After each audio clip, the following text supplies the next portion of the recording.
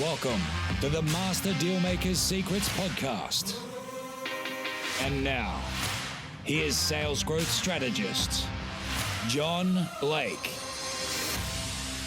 Welcome to Master Dealmaker's Secrets. I'm John Blake. This is episode 134, and today we're going to be talking about why you are getting price objections, why people are pushing back on price. I'm going to give you the top 4 reasons why you are experiencing pushback when it comes to your fees. But before we do that, I have got something for you. I want you to head over to johnblakeaudio.com and grab your free audio training where I show you the exact strategy that you can use to double sales with your existing level of inquiry. That's without spending any more money on advertising. How you can double your sales with your existing level of inquiry. This is the exact same strategy that I teach my Arise Mastermind clients over the 12 months that I work with them. It's the first thing that we do when we kick off. So head over to johnblakeaudio.com. Not only will you get the audio training, what you'll also get is a PDF that actually has the word-for-word scripts, what to write in your emails, what to say when you are calling, what to say if you get voicemail. You will find this invaluable once you put it into place. What's even better, you can teach it to somebody within your team so you don't have to do it and they can get the same results. So it's over at johnblakeaudio.com. Go grab it, put it into practice, and let me know how you go with it. Okay, so price objections. So I have been talking to people a lot about this recently. I find that themes sort of come in waves, and at the moment I've been having a number of conversations with people around price. And so there are essentially 4 big reasons why you will be getting price pushback. The main one is that, in fact, they can all be just as prevalent or crop up just as often. But the first one is you haven't uncovered enough value. So people will not be prepared to spend any more money than what they perceive as valuable. And value can show up in a number of different ways. But as a very global type statement, the reason that you're getting pushback on price is that the person doesn't perceive enough value. The first way that shows up is you haven't uncovered enough pain. So there isn't enough pain. There isn't enough discomfort in what the person's already doing to actually justify them doing anything about it. So human beings are really interesting characters. They will not move from where they are until they become uncomfortable enough to do so.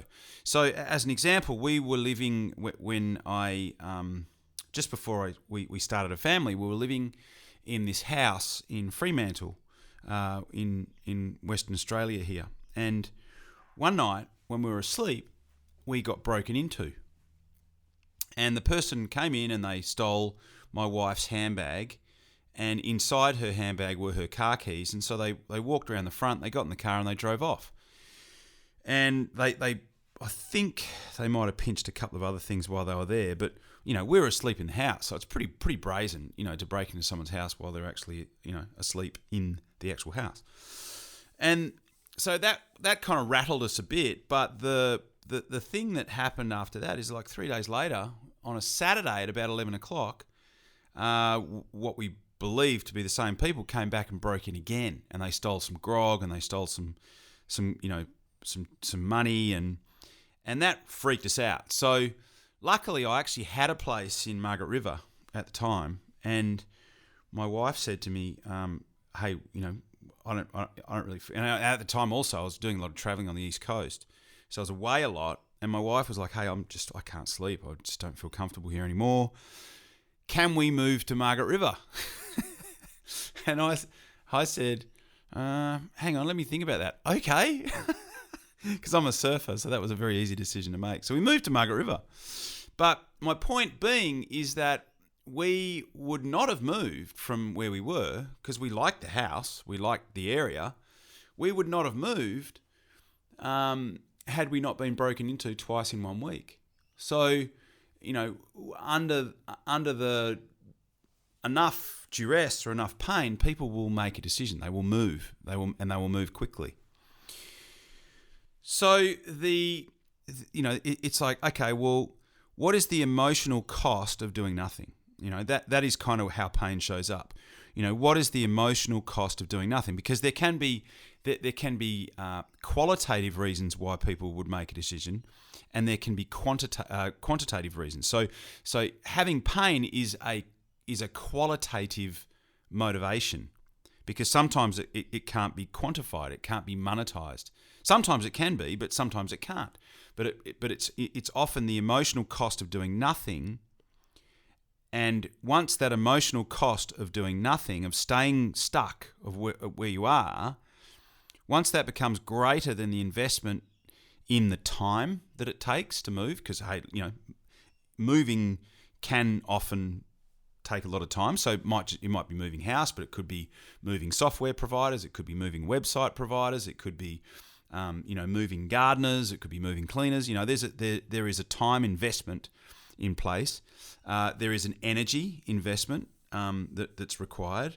There's obviously money that's required, and then there's also there's the public image, right? So there's the image of the person making the decision. So not enough pain is a really big one. Is this person in enough pain to actually invest in your particular product or service? Then the next one is the business case. So in what I do, we can very easily monetize the cost of doing nothing. So let's say, for instance, somebody has a sales team, and out of every 10 inquiries that they get, they're converting 2 sales. So what they probably, in most cases, I can very easily get them up to 4 or 5 out of 10. So if their average sale is 10 grand and they're only converting 2 out of every 10, and they could be converting 3 out of every 10, well, their opportunity cost is 30 grand for every 10 sales that they do. So for every 10 leads that they get. So if each week they get 50 leads, that's 15 sales at 10 grand, which is 150 grand. So it's $150,000 a week, which is $300,000 every fortnight, which is $600,000 a month, right? So that's that's a big monetized business case for actually doing something about that. That often that money, and hopefully got the maths right then. I think I did. But so for every 10 sales a day, converting 2, not converting 3, which would give them 5 out of 10. So 3 times 5 is 15, so it's 10 times 15 is 150. Yeah, so that is a $600,000 problem. That is a $600,000 business case for actually doing something about it. And so in that situation, would you be prepared to invest $60,000 to get a $600,000 upside per month? Well, that becomes a very easy decision to make. But if I was to talk to someone and say, hey, you should do sales training, it's going to cost you 60 grand, without having uncovered the fact that they could be selling 5 people out of every 10 people that they talk to, as opposed to 2, then most people are going to go, what? That's expensive, right? So hopefully you're starting to get to actually get the gist of what I'm talking about. So in most cases, one, you haven't uncovered enough value. Value shows up in fixing pain, and value also shows up in an upside. So what would be the upside of fixing that particular problem? And then there's the actual monetized business case. So first one, no value. Second one, not enough pain. Third one, there isn't a business case that justifies them investing the money.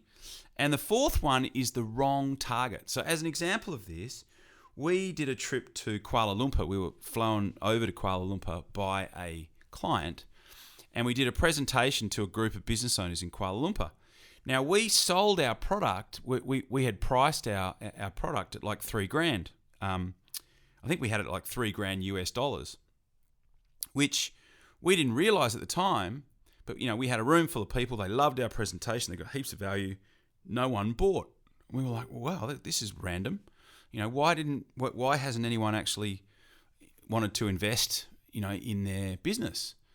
And what we found out is that $3,000 US for someone in Kuala Lumpur, for a business owner in Kuala Lumpur, is the equivalent of like $100,000, to us. So for that particular target, we needed to actually have a much lower price point. So, if you are selling to the wrong market, that can often be why you're getting price pushback. So there can be a number of different reasons, but in my experience, these are the four. Not enough value, not enough pain.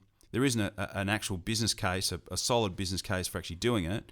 Or 4, you are actually talking to the wrong target. So I really hope that helps. I will look forward to talking to you on the next podcast. Thank you. You've been listening to Master Dealmaker's Secrets with John Blake. Subscribe to get more in-depth strategies to maximize your sales process with new episodes every week. And double your inquiry to sale conversion with the lead flow you already have.